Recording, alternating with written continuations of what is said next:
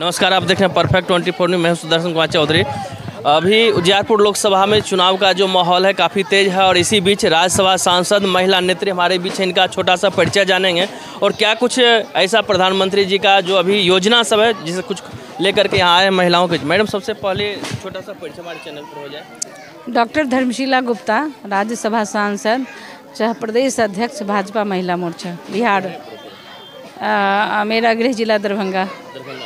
तो क्या कुछ ऐसा खास है जो महिलाओं को योजना गिना रहे थे, कुछ देख रहे थे जब संबोधन कर रहे थे उस समय, कुछ बताएंगे? बिल्कुल।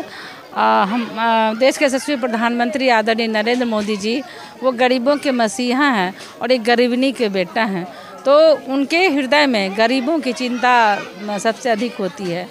तो जब कांग्रेस की सरकार रही थी तो उन्होंने देश को लूटने का काम किया, लेकिन जब हमारे माननीय प्रधानमंत्री आदरणीय नरेंद्र मोदी जी आए तो उन्होंने गरीबों की चिंता की और सबसे पहले उन्होंने जनधन खाता खोला।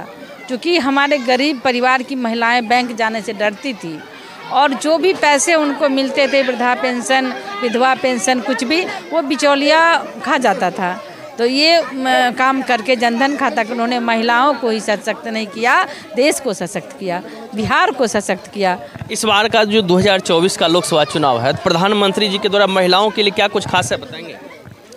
महिलाएं सशक्त चुनावी एजेंडा क्या कुछ खास है मोदी जी का? हाँ, महिलाओं के लिए तो ये मुद्रा लोन योजना है और राशन जो 5 किलो मिलता है वो बढ़ेगा और मिलेगा आगे 5 साल तक।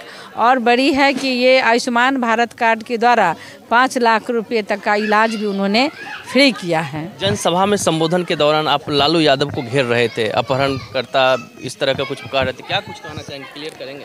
बिल्कुल। जो बिहार के जंगल राज था, जब मुख्यमंत्री थी राबड़ी जी, तो पूरे बिहार के खजानों को समेटकर बेटा बेटी को बनाने का काम किया, परिवारवाद को बनाने का काम किया उन्होंने और पत्नी को मुख्यमंत्री बना दिया। और हमारे अंतिम और शोषित वंचित लोगों का अनाज तो उन्होंने घोटाला किया ही, पशु का चारा भी खा लिए और चारा घोटाला में जेल भी गए। बेटा को डिप्टी सीएम बनाए, विशा भारती को राज्यसभा सदस्य बनाए, रोहिणी आचार्य को टिकट दिए हैं, तो अपने परिवार में सिमट करके रह गए और आतंकवाद, लूट खसोट, महिलाओं के साथ भ्रष्टाचार, व्यापारियों के साथ दबंगई। जब उनके 2 साले हुआ करते थे, मैं नाम नहीं लेना चाहूँगी, तो व्यापारियों का शटर शाम के 6 बजे गिर जाता था और महिलाएं सड़कों पर नहीं निकल पाती थी। अंत में महिलाओं से क्या अपील करना चाहेंगे, महिला मतदाताओं से खास करके? मैं मातृशक्ति से अपील करना चाहूँगी कि जिस तरह से देश के यशस्वी प्रधानमंत्री आदरणीय नरेंद्र मोदी जी ने महिलाओं को सम्मान किया और आत्मनिर्भर बनाया है, तो हमारी सभी बहनें ने ठाना है कि कमल ही खिलाना है और आदरणीय नित्यानंद राय जी को जिताकर आदरणीय नरेंद्र मोदी जी को ही फिर से प्रधानमंत्री बनाना है। लेकिन मैं उनसे अपील करना चाहती हूँ कि 13 मई को जो ये भारत के लोकतंत्र का चुनाव है, विकसित भारत और विकसित बिहार बनाने में हमारी महिला शक्ति की अग्रणी भूमिका रहेगी और एक एक वोट अपने बूथ पर जा कर के 100 वोट बढ़ाने का काम करेगी। और चुनाव चिन्ह कमल फूल छाप है और क्रमांक संख्या 2 है, तो क्रमांक संख्या 2 चुनाव चिन्ह कमल का निशान पर बटन दबा करके बिहार में सबसे सर्वाधिक मत से ये लोकसभा उजियारपुर लोकसभा जीतेगा।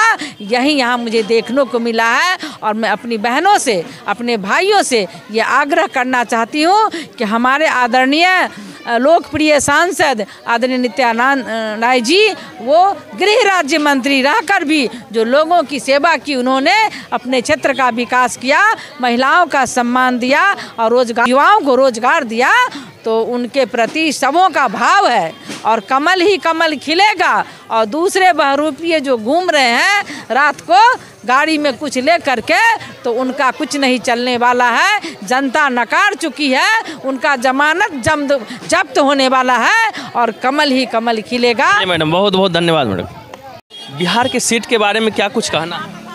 बिहार की जनता उत्साहित है और 40 का 40 सीट एनडीए गठबंधन में आ रहा है और जो महागठबंधन है उनका खाता नहीं खुलने जा रहा है। पिछले बार 39 था, इस बार 40 का 40 सीट है। इस बार खाता कुछ खाता न जनता नकार चुकी है और कमल ही खिलेगा।